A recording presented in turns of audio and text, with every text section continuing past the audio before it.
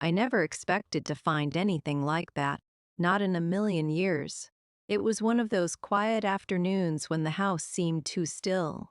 I was going through some of my late husband's things, old clothes, documents, and mementos I had stored away, thinking I'd eventually find the courage to face them. But I hadn't. Not until now. The drawer was heavy with memories, its wood polished and smooth. I opened it with hesitation, but my hands moved mechanically. I sifted through old receipts, his worn wallet, and a few faded letters he'd written years ago, and then something caught my eye.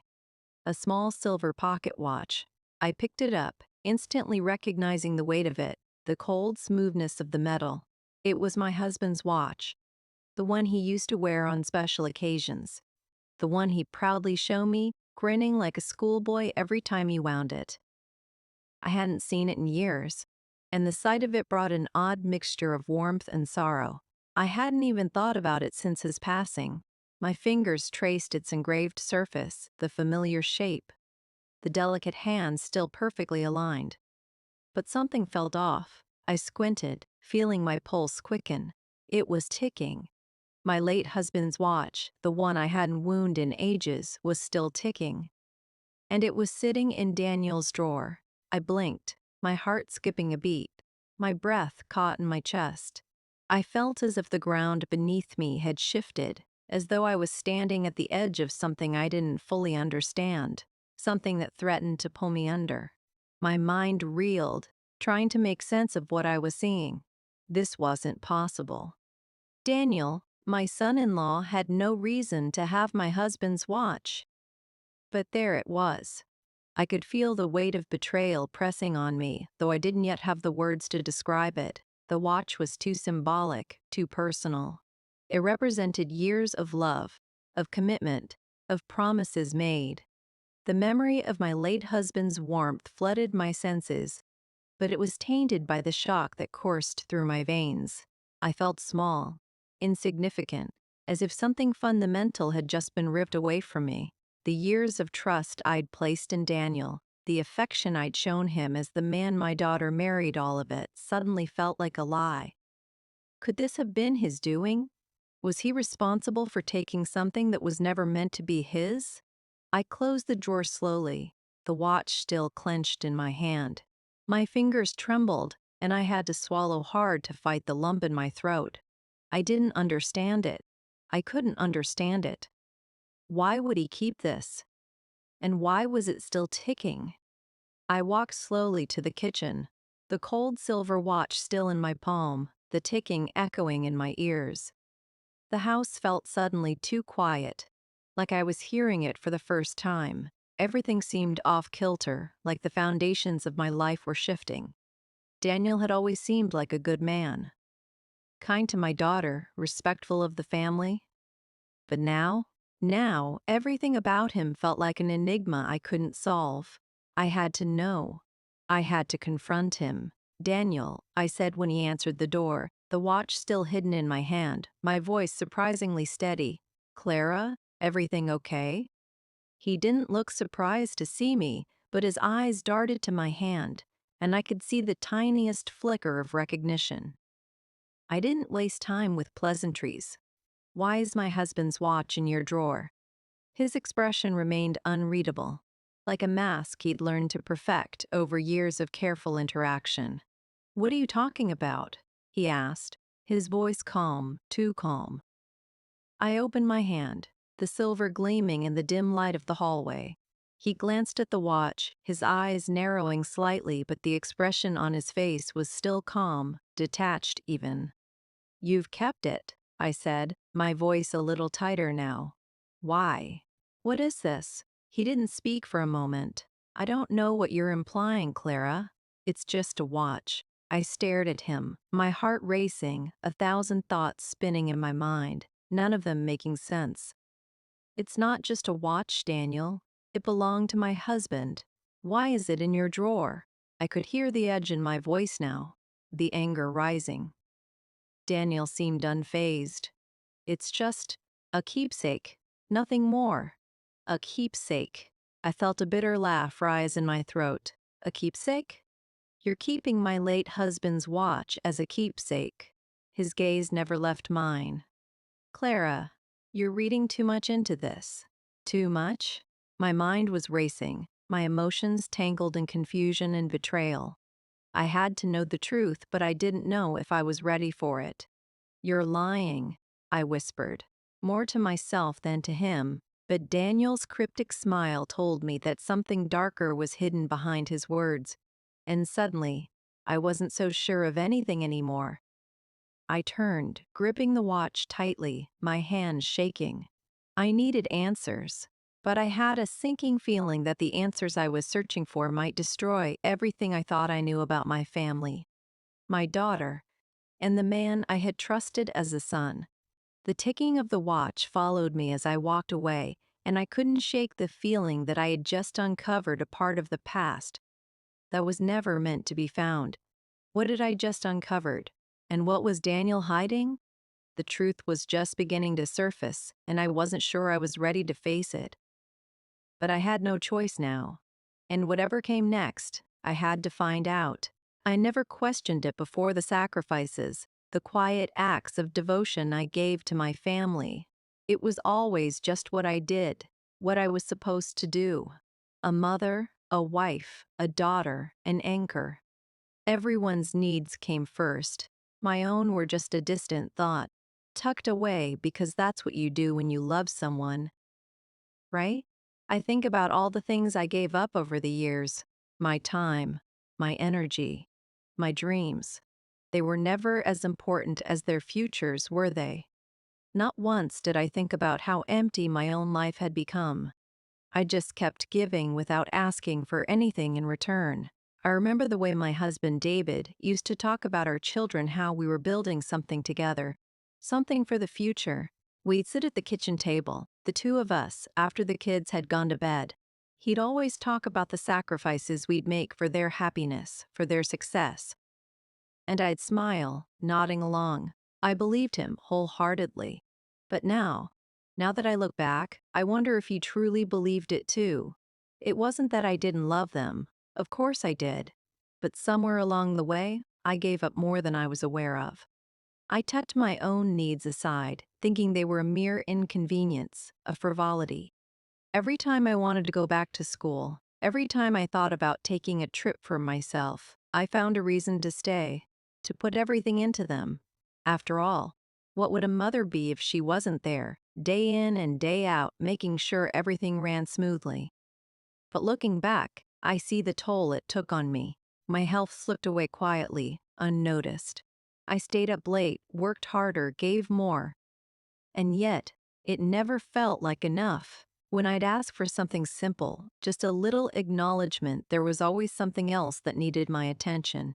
A scraped knee, a forgotten school project, a last-minute dinner request. And I, the one who had always been the pillar of the family, was left invisible. Do you know what it's like to give everything to people and not even be seen? Not even be acknowledged for the endless hours of work, the sacrifices, the emotional energy poured into every relationship? It was as though I wasn't even there. And I didn't realize how much it hurt until now, when I was standing in the midst of all this confusion and betrayal. I find myself thinking about Daniel. I never questioned him before. He was my daughter's husband. He was part of the family. But as I sit here, looking at the watch in my hand, everything feels different.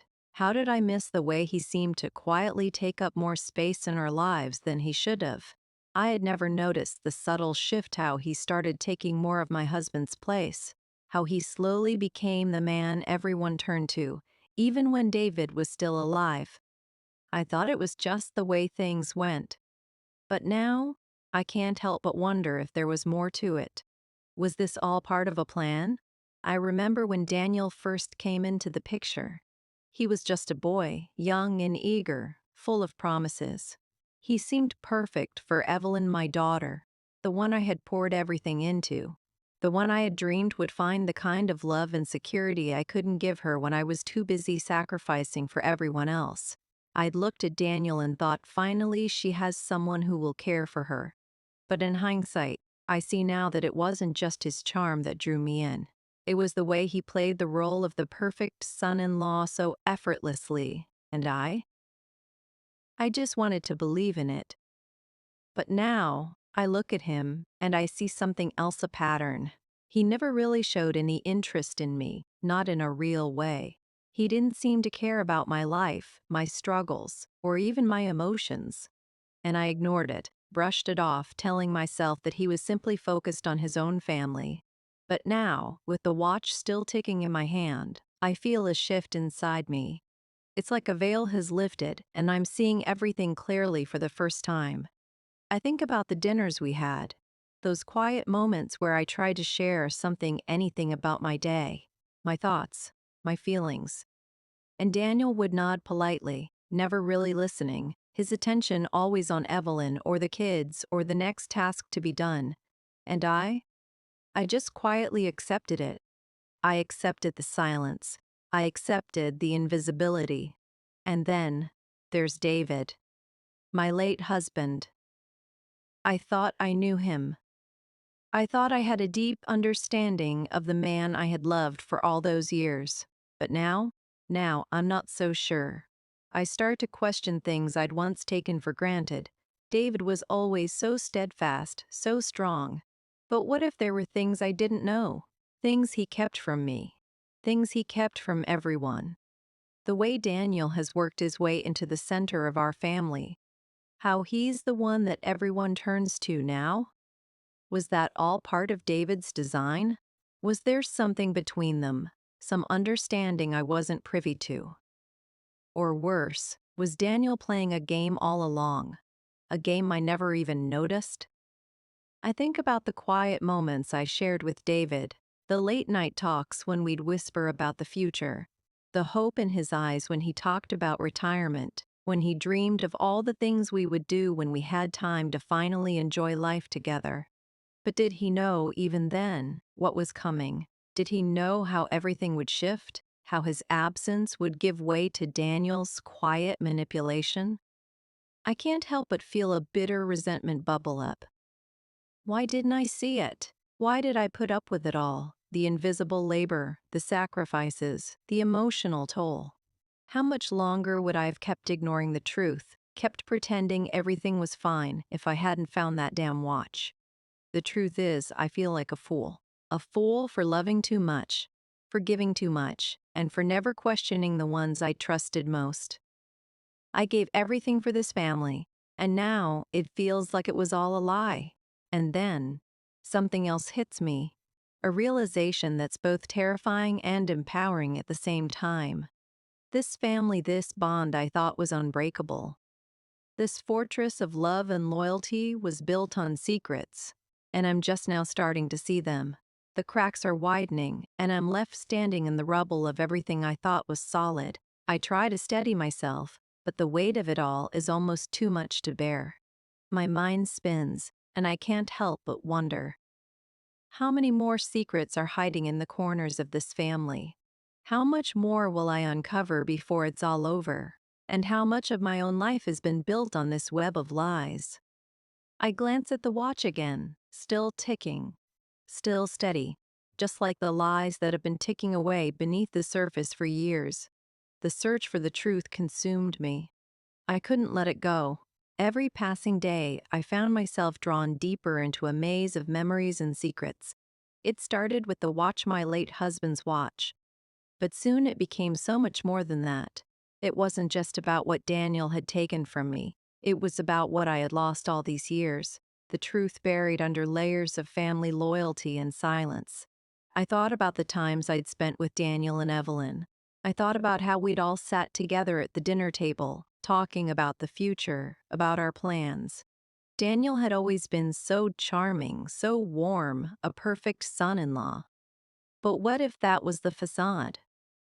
What if the real Daniel was someone far darker, someone I should have feared, not trusted?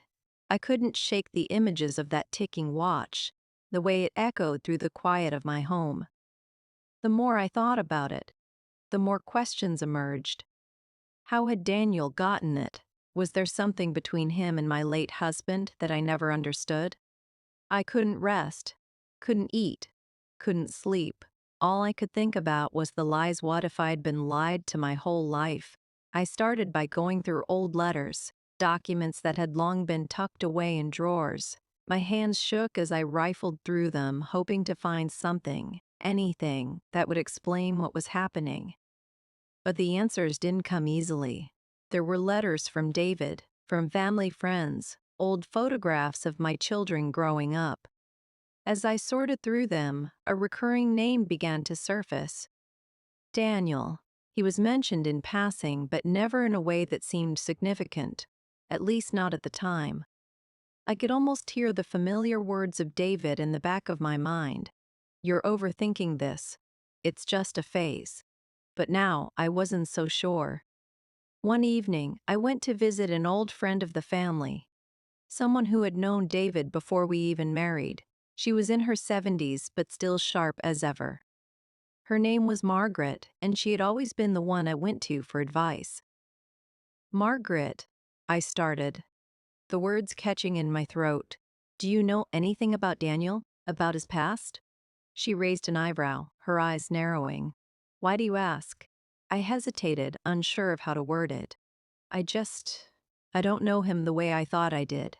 I found something, Margaret, and it's making me question everything.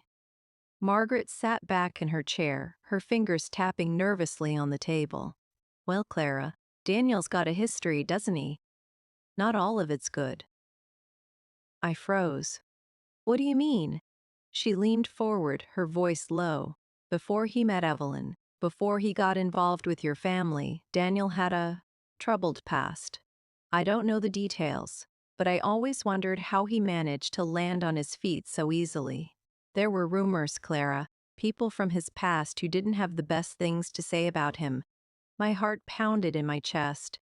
What rumors? Margaret shook her head, her hands trembling slightly. You didn't hear it from me, but there were whispers about him being involved in things he shouldn't have been. Things that could have ruined his future if anyone found out. But somehow he managed to get away from it all, start fresh, and now? I don't know. But I'd be careful. He's good at hiding things. Her words echoed in my mind as I left her house that evening. I felt as though the floor had been pulled out from under me. My hands were shaking, and the air felt too thin, too suffocating. I had always believed in the goodness of the people I loved. But now, I couldn't ignore what Margaret had told me. Something was terribly wrong, and I needed to know the truth. The days that followed were a blur.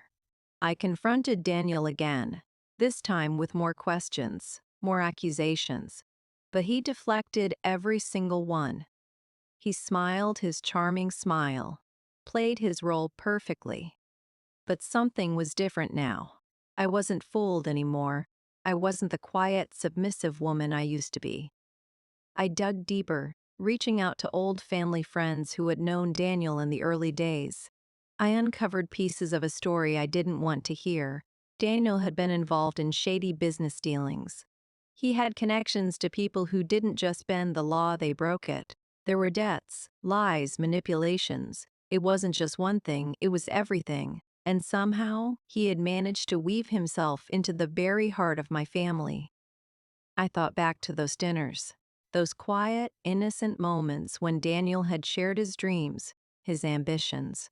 The way he always made sure to remind everyone of how much he loved my daughter, how proud he was of the family he had built with her. I believed him, all of us had. But now, I could see the manipulation, the subtle way he had embedded himself into our lives, one step at a time, while hiding his true nature. I felt betrayed, not just by Daniel, but by myself. How had I missed this? How had I been so blind? I had to confront Evelyn. I had to know if she knew what I had uncovered. I went to her apartment one evening, my heart heavy, the weight of all the secrets pressing down on me. Evelyn, I said, my voice barely above a whisper. I need to know. Did you know about Daniel's past? She looked at me, startled, her face a mask of confusion. What are you talking about, Mom? What's going on? Did you know? I repeated, my voice shaking now. Did you know what kind of man he was before he came into our lives? The things he did? Evelyn's face shifted, the color draining from her cheeks. She looked away, her hands trembling. I didn't know everything, she confessed, her voice quiet. But I knew. I knew there were things he wasn't telling me. I felt my heart break in that moment. My own daughter had been kept in the dark just as I had been. But it wasn't just about the lies. It was about the fact that Evelyn had allowed herself to be deceived, to be manipulated by him, just as I had. And I realized in that moment that I couldn't keep pretending anymore. I couldn't keep protecting him, not when it was clear how deep the deception ran. My voice was steady now, but it was cold, devoid of emotion. Evelyn, I don't know if I can do this anymore. I don't know if I can keep pretending that everything is okay, that we're a family, that this isn't a lie. The silence between us felt suffocating. I could see the hurt in her eyes, the confusion, the fear. But I didn't care anymore. I wasn't going to let anyone manipulate me again. I stood up, turning to leave. But before I did, I made one final decision. I was done. I was done being the invisible woman, the one who gave everything and got nothing in return. I was done being the victim, and I was done with Daniel. It was time to take back control, to stand up for myself, to reclaim the dignity I had lost. I didn't know how I was going to do it, but I knew one thing. Daniel was going to answer for what he had done. The silence that hung between me and my daughter, between me and Daniel, was thick and suffocating. I hadn't realized how much space I'd given them in my life until I made the decision to take it back. I stood there on the edge of something I had been too afraid to face for years, the loss of family bonds, the severing of ties that had once felt so sacred. But in that moment, I knew it had to be done. The pain was undeniable, the grief raw and jagged. The years I had spent trying to make everything work, trying to hold the family together, what was it all for? I had given everything for them, and in return they had taken my trust, my love, and turned it into manipulation. For a moment the anger threatened to overtake me, the rage threatening to swallow me whole. How could they? How could Daniel betray me like this? How could Evelyn remain blind to the truth? But anger is fleeting, bitterness is a poison. And in that moment I realized that bitterness would never give me the peace I needed. It would never return what I had lost. So instead of sinking deeper into the well of anger, I chose something else. I chose to rise. To take back my life, my dignity, and my autonomy. The first step was simple. I severed all ties with Daniel. There was no more pretending, no more false politeness. When I confronted him, I saw the shock in his eyes, the disbelief that I would finally stand up to him. But I was done being invisible. I was done being the one who always gave, always sacrificed without so much as a thank you. I told him everything I had uncovered, everything I had learned. His silence was telling, but I didn't need him to explain himself anymore. I had already found my truth. Then came Evelyn, the daughter I had raised, the daughter I had loved unconditionally. The confrontation with her was the hardest. I had spent years shielding her from the uglier parts of life, from the hurts and disappointments that had threatened to break me. But now, I couldn't shield her from the truth. I couldn't pretend that everything was okay when it was so painfully clear that it wasn't.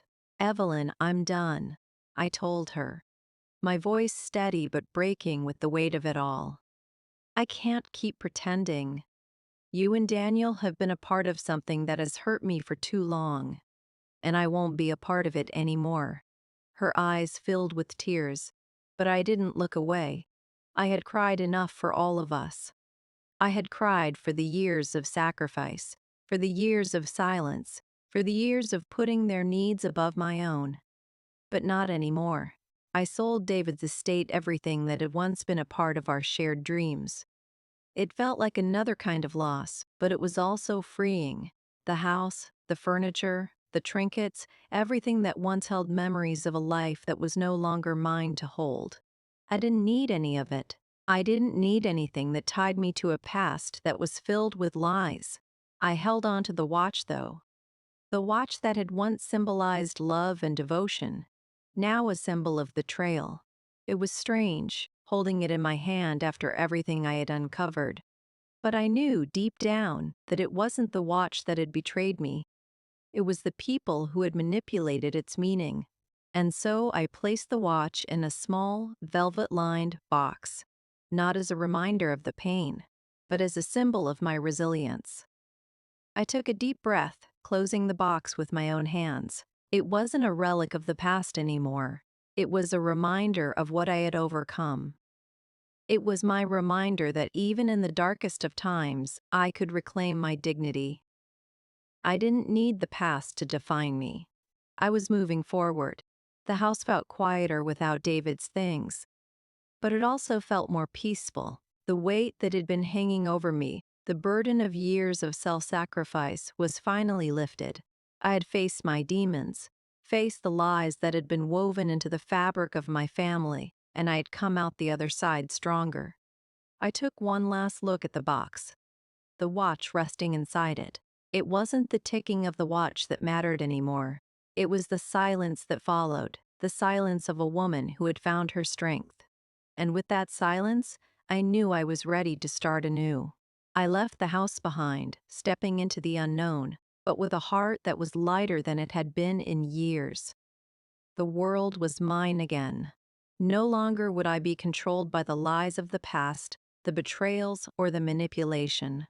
I was free. Clara's journey is one of self-reclamation and exploration of the power that comes with standing up against betrayal and taking control of your own life. Her story teaches us that no matter how much we've given, no matter how many sacrifices we've made, it's never too late to take back our dignity and power. Even in the face of betrayal, emotional freedom comes when we choose to let go of toxic relationships and reclaim our worth. What began as a story of betrayal soon became one of empowerment. Clara's emotional liberation wasn't just about confronting the past. It was about finding the strength to move forward, to live for herself. It's a reminder that strength doesn't always come from physical action, but from the courage to reclaim our self-worth and let go of past hurts. When we stand up for ourselves, we create the space for healing, for growth, and for the future we deserve. What would you do? Would you have let the past define you, or would you have taken control like Clara? Share your thoughts in the comments below. If you were inspired by Clara's story of emotional resilience and family drama, don't forget to subscribe for more. Share this story with someone who might need a little reminder of their own strength today.